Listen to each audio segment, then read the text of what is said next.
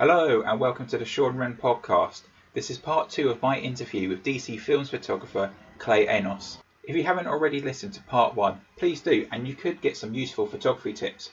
In part 2 we focus on all things DC Films and being on set of Justice League. We also talk about his friend Zack Snyder.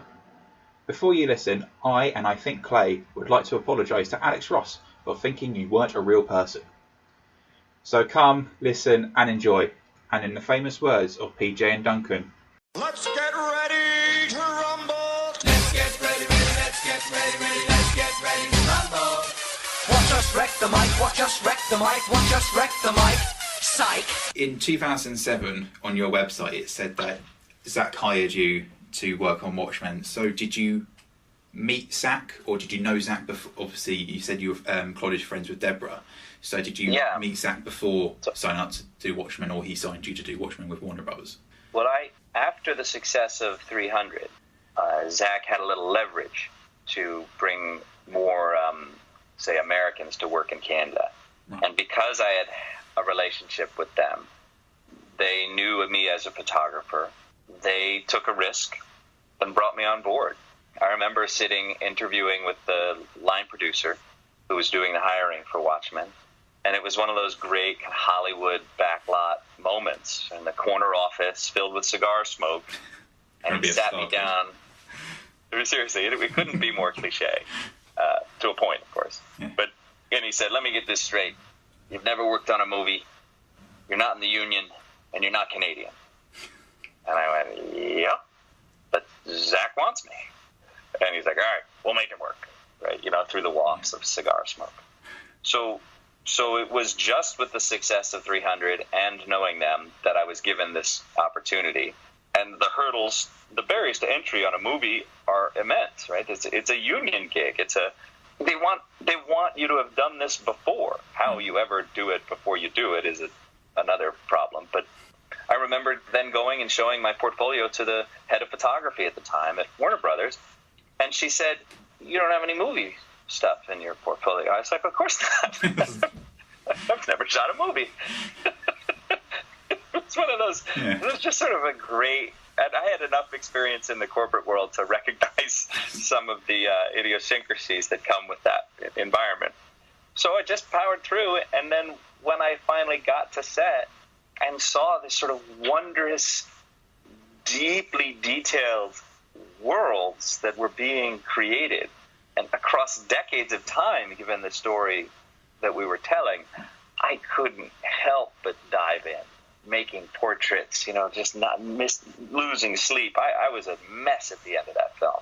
I didn't know what to do. I just shot everything. Everything was fascinating. I made still lives of apple boxes and tape. It was crazy. I was just in love with the world that was filmmaking. And some of that shows up, of course, in the Watchmen portrait book and in the behind-the-scenes Watchmen books that were made. And I think, presumably, Zack and Debbie saw utility in my enthusiasm and have invited me back ever since. Yeah. So there was never a moment when you're on set that you wish you took a photo, or... Oh, yeah, that happens all the time. But that's life as a photographer, right? You cannot, until, right? I'm sure there's some MIT kid walking around with 100 cameras shooting everything, right? And just making a bizarre record of his existence or her existence. But you miss them all the time. Yeah. On a lot of levels, it's what it's what makes you better next time, right? I can think of, maybe not in Watchmen, but I remember there's a moment in Man of Steel where Henry's looking into the mirror because he can hear through the glass, and it's this beautifully composed shot. And for whatever reason, I had walked off set, and I came back and I saw that on the monitors, and I was like, no, I would have loved to have had that as a still. It exists in the movie. That's all well and good, but yeah, that happens all the time. And then you think, don't walk off set next time, huh? So, working with Zack, has there been, and in different, say, genre films, so like with Watchmen, speaking of which, when you finally watched a film of Watchmen and you said you read the book on the plane flight, was it as close as you think it would be humanly possible like everyone else thinks it is. Look, the experience of watching a film that I had been part of making, or at least watched get made, to be fair, is incomparable to a lot of things. Like, I had such profound appreciation of all of the folks that worked on this film and had the vision at the very beginning to see that what was just sort of a simple maybe green screen or some sort of funny looking corner of a set become a world after some vis effects or some post-production, the music and everything came together in a way that I just had not anticipated. When you strip away and you're on a movie set, it's kind of this weird construction site, with little corners of other world. But when it's all done and, chipped away and brought to its full fruition as a film, it is a remarkable thing. And then a couple of things went through my head was how much didn't get seen. It's the nature of the cutting room floor, right? Not that scenes were omitted, but that it was honed and like a block of granite that reveals a sculpture. Yeah. So I want to go to my original point. So when you've worked on these different sets, have you learned something new on every set that you've been on?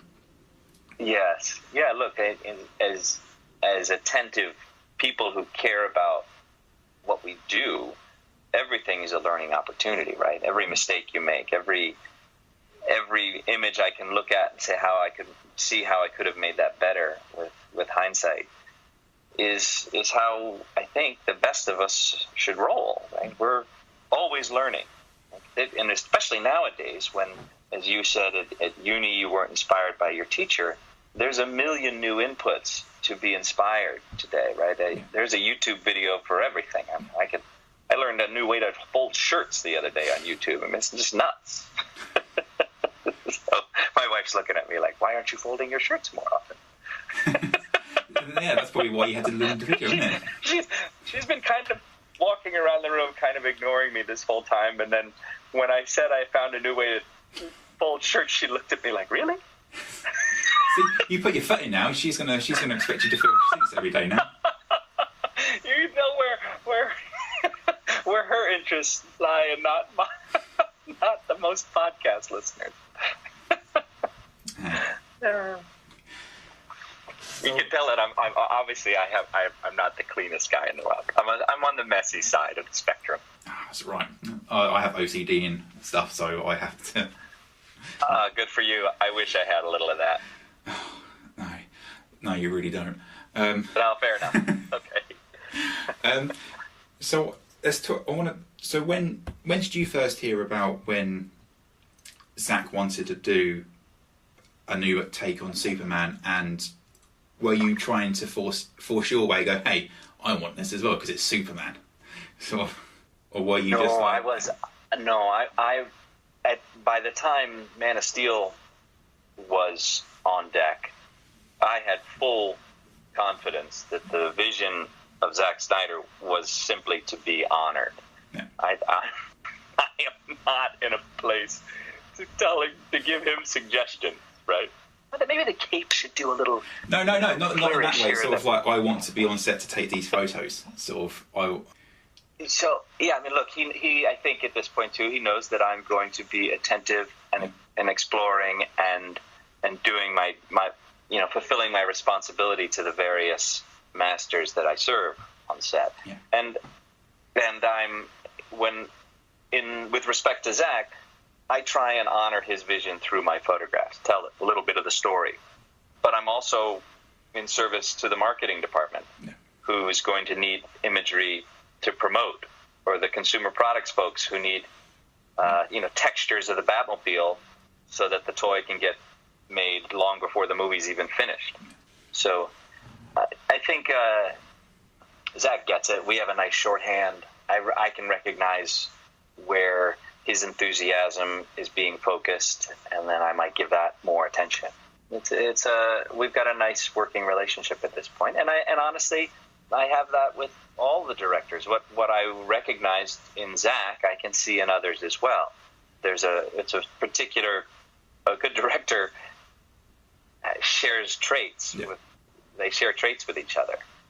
And the attention to detail, that sort of grand vision that isn't always expressed on the day, you have to keep in the back of your mind and then do your best to bring that to to the hard drive. So have you? So do you work differently when you worked with David Ayer in Suicide Squad or with Paddy on Wonder Woman? No, I think all of them share. As I say, it's like anything. I was on a small movie, or I'm working on a small movie right now in New York, okay. And the crews are. It's a lot of younger folks because they're getting into the business and aspiring. They have questions about what it's like to be on a big movie set, and it's essentially the same. Like there's grips and electrics and cameras and it and there's directors and DPs, costumers. It's all kind of the same, and ultimately there's some personalities that you have to adapt to, but not much. Everybody knows that the role of the still photographer is there to be in the way and off axis and the first to be shooed away when the actors are in a mood, or need to focus and want as few people around as possible. That's okay. I think that I've had good luck too, and that most of the directors that I've ever worked with have been top notch. I've also been working on films that the studio probably doesn't want to risk putting in a inexperienced hothead. So I think I've been pretty lucky so far. And because it looks like Zack is a keen photographer as well, because when he posts his photos on Vero, so do you give him any tips, or do you? Oh my God, no. Does he, no, look, or does he learn from no, you? Or does he... Well, look, first of all, the science of photography isn't entirely complicated, and he's got a full grasp of the science. So after that, he's just responding like an artist, and I couldn't possibly give him a tip. I might point something out that maybe he hadn't noticed, but he's generally. It's nice. I can't. You know what? I don't think I could possibly point something out that he hasn't noticed. He's just not necessarily interested or too busy to deal with it, right? I mean, no way. It's like anything, right? You don't.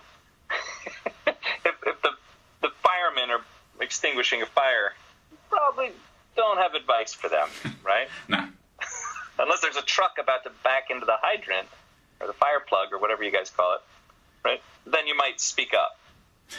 But otherwise, you can let them do their thing. Well, yeah, it's excellent. And I love it. It's really fun. My fun with Zack is, if he's got his Polaroid or his iPhone or whatever and he's making some pictures on set, is I like to get meta. I like to make the picture of him making the picture. Because ultimately, I'm a historian, right? And I'm there as eyewitness for all of those who can't be there. And it's always fun, given that I was so enamored with what it was to be behind the scenes on Watchman and to this day on a movie set. I know that that's the fun of any moment, is show me how it got made. And that's what I try and do. I just want to ask what Zack like away, because obviously a lot of people online and even the press-wise don't really know who Zack is. So how would you describe Zack away from the camera? Well, look, I mean, to speak to the press, which is to use the term loosely once we're in the world of clickbait, entertainment, websites. So we should caution that anyone's making a decision or even has editorial judgment with a lot of where we read dubiously retold recantings of their opinions. Okay, let's.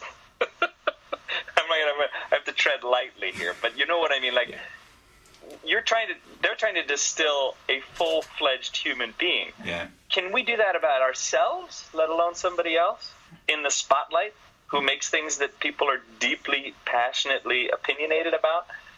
Whew. Okay, so that is my preface. Yeah. I will describe to you who is a friend. Yeah. So if I didn't like him, I probably wouldn't be his friend. Like, there's bias in anything I tell you. Yeah. Other than from the day I met him, in fact, the first chatted with him coming out of a screening of Dawn of the Dead, and hearing the lovely sort of distinct timbre of his voice, and as I complimented him on a film that I was reluctant to see because I don't like that genre. Oh. And the sincerity and the clarity with which he spoke has never wavered. Like, the guy's got talents that humble me regularly and inspire me to be better at my own, artistic endeavor. I mean, I do think he gets a bad rap as well. I feel like there's... Look, that's part of the fun of this stuff, right? If we can create division where none would otherwise exist, then they can probably sell more stuff, right? Yeah. Because people get into camps and then have to defend themselves and probably buy more stuff and click on more nonsense. And we're being duped.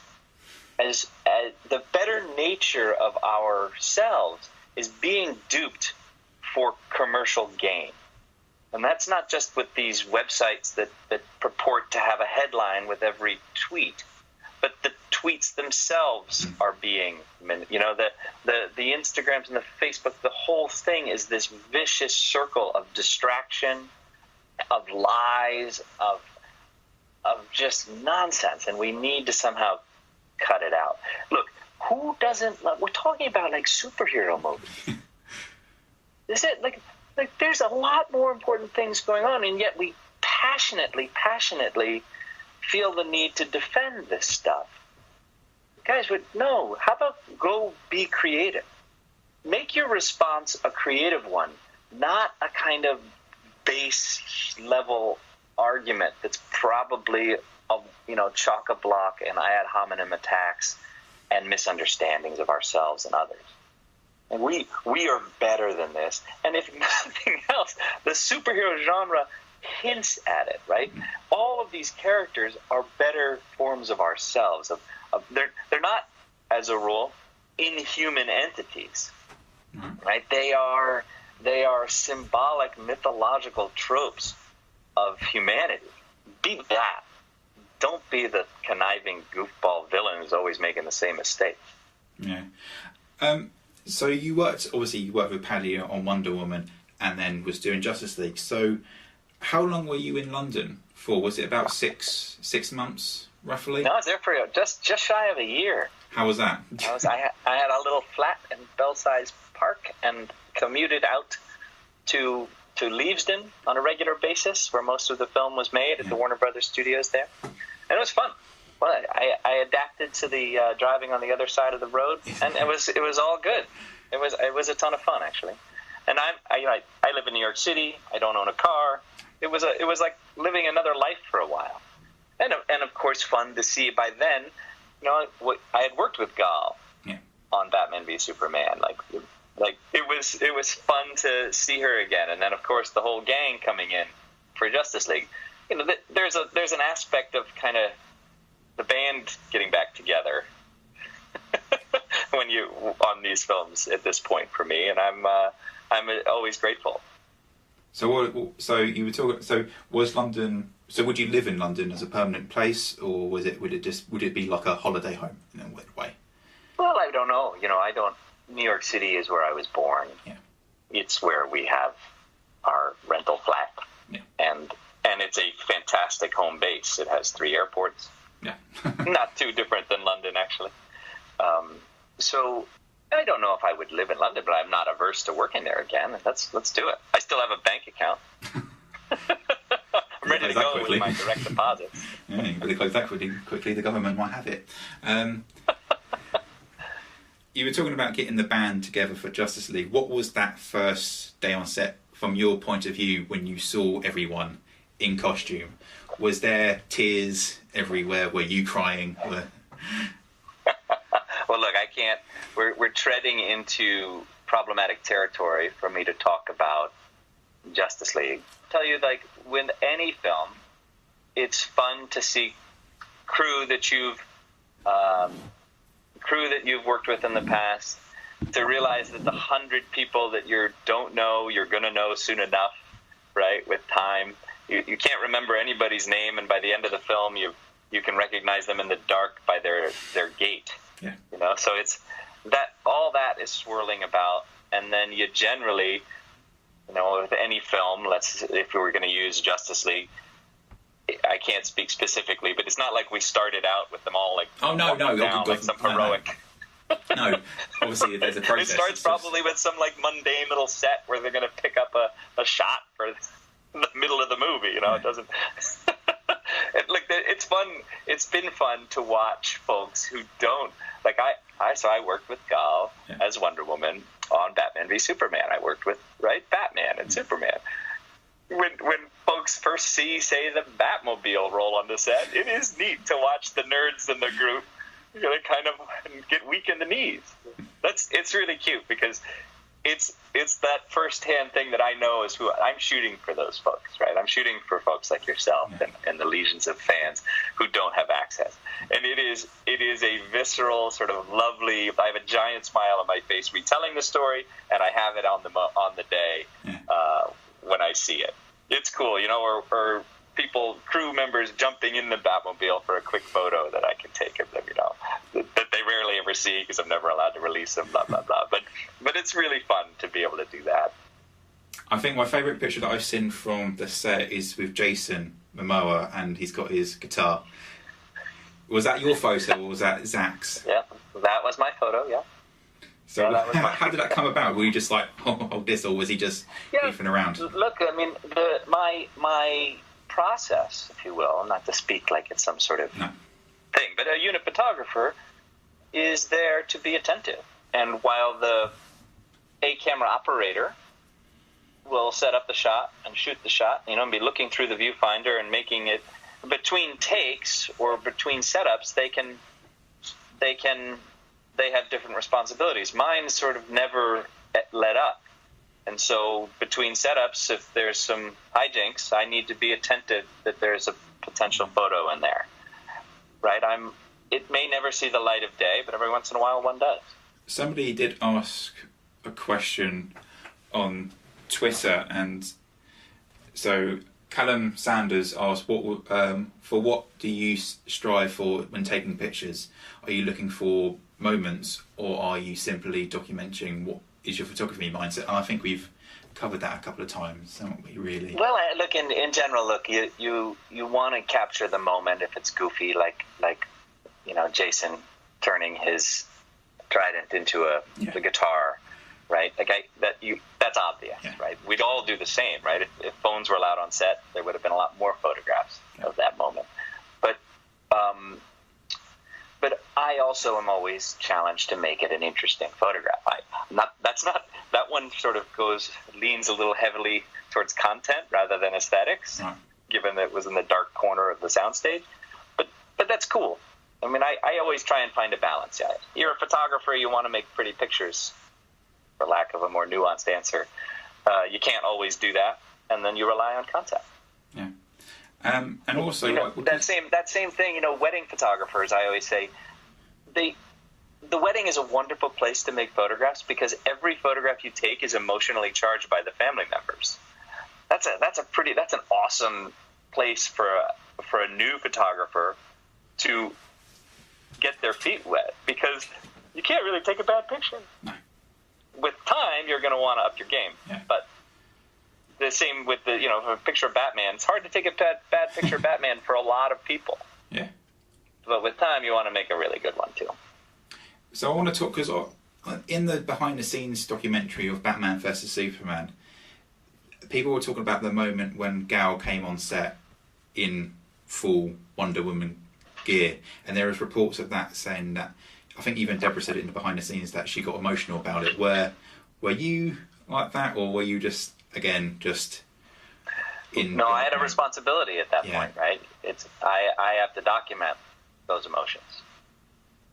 So I have pictures of those moments, right? And what I remember of that was that there was a young woman, maybe she was 10 years old, who had a historical drawing or something for Gal, you know, and that I think that's what might have set Debbie off on her tears. She recognized the kind of lineage and the generational impact this woman has and will have. It's hard not. I mean, I could get goosebumps now talking about it and thinking about it. But at the time, I just document, right? I'm smiling. I'm not like a robot. No. Oh no. But you know, I'm challenged. You know, with like so much stuff that happens behind the scenes. It's usually dark and poorly lit. So I'm like, can't we get it? Can't you guys go on set and do this? I remember. I think I quote tweeted it, or I tweeted to you when the first image of Gal when production started on Wonder Woman, and it's my favourite picture. It's her with the hood up, and you've got Big Ben in the background. Was that a green screen background, or was that actually Big Ben in the back? It's no. Those are constructed images. Yeah, I think that's a safe place. I have to be careful because we're in a world where we create worlds, right? And you know, it's the sausage metaphor, right? It's not quite that base, but it was a hard-hewn set of decisions that brought us there, and a little bit of good fortune and chance. So like anything, when you're making iconic imagery, sometimes it's better just to leave it as iconic imagery, right? I mean, they'll wax poetically, and historians will mull the Mona Lisa for time and memoriam. We're not quite there with our Wonder Woman image, of course, but it's kind of fun just to let it be, right? And then, because when you go see the Mona Lisa, you're like, oh, that's so small. It's kind of tiny. It's behind glass. And I've seen it now, so. and my personal, like when I go to the Mona Lisa, I just love the crowds in front of her, like that. And similarly here, like I love the reception that my images receive. Like this, they become desktops, they become phones, lock screens, they become 8x10s at the Comic-Con, and that's where it's at for me. Yeah, well, I've got your Justice League. Nice. Nice. Yeah, so the lock screen is this wonderful place now we can all express ourselves. A whole new avenue. So was that a pre-visioned idea, the whole Alex Ross inspired, or was that your idea? I don't know if you can talk much about it. Yeah. Look, it was no idea exists in a vacuum. So and I think the fun of today's world is that good ideas are so easily shared and oftentimes so easily executed. And maybe I'll reveal maybe my naivete is when the image was released, I hadn't noticed that Alex Ross sort of put like a tweet, right, with his picture and the poster. And I thought, oh, this person's upset, Alex Ross. And I'm like, I didn't know that Alex Ross was alive. I thought he was like a legend of the comic world, right? Who had maybe passed and had created this iconography for the generations to enjoy. Yeah. So my thought was, you're alive. Like, I'm so glad you're alive. I mean, not just again, like comic fans are in horror, of course, but I come at this fairly naively, and I come at this rather from a different perspective. But it was never intended as anything other than an homage by me and everyone who made the thing. Yeah. Alex Ross is awesome, and I am so glad he's alive. Don't worry, I was just saying when I heard about Alex Ross, it's like, oh, he's like this mystical being who, like, and then. Look, so much in Batman's 85. Like William Marston has passed. He created Wonder Woman. Like I wasn't really putting it all together. No. And I had originally, Ayman Hariri, the Vero founder, he owns one of his paintings. I had seen that painting as part of his generous Impossible collection that he put together in London for a few days. With 1,000 DC comic books, including 2 copies of Action Comics #1, on display for everyone to come see. So when I saw that painting, I was like, that is awesome. You know, it just sort of lingered like it does for so many people. Yeah. And then the opportunity presented itself to shoot them like that, or actors like that. And the rest is history. I wanted to quickly ask you, a lot of people were quite surprised that you weren't involved with Aquaman. Was that a decision taken by the studio? Or were you just because you were so knackered by the time Justice League was wrapped that you just wanted a break and do your travel? No, just timing. Just bad timing and some, just Hollywood business foibles. Nothing. I don't think there's anything personal in there. Oh, no. And Jason, I'm sure, Jason's knocking it out of the park without a doubt.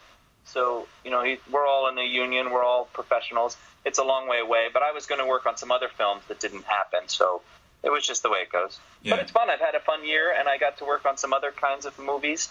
And so it's been great, actually. And I'm ready to go. I'm ready to get back into it. So you're ready for when that phone rings for you then? Yeah, I mean, we're already talking about some stuff in the future and with some producers and stuff, but we'll see. You don't want to jinx yourself. No, but I'm optimistic. Look, I always say Hollywood is a fickle friend. Like, before we're in the just business of making movies that make you laugh or cry, it's a business. And all kinds of decisions go into it. I don't think the unit photographer is super high on the like on the radar of the masters of the universe. I get it. But it's hard to figure out all of the decisions that are made in this giant collaborative art form. So we'll see. I'm optimistic as always. Yeah, I mean, and it's fun. Look, gosh, like how could I not want to keep doing this stuff? Like it's you're making pictures of mythological creatures for modernity. Yeah, it's cool. Yeah, I mean, and they're perfectly lit. Not only that, they're beautifully lit, unbelievably costumed, perfectly done. Makeup, like well cast. Yeah. It's an easy gig on that level. Yeah. So, being outside of the quote unquote Hollywood system and living in New York, is that quite a nice thing for you that you don't have to live in LA and just worry about the rat race? There's none of. I don't think anything in these days. There's half the world telecommutes, and we're all working from wherever we seem to want to work.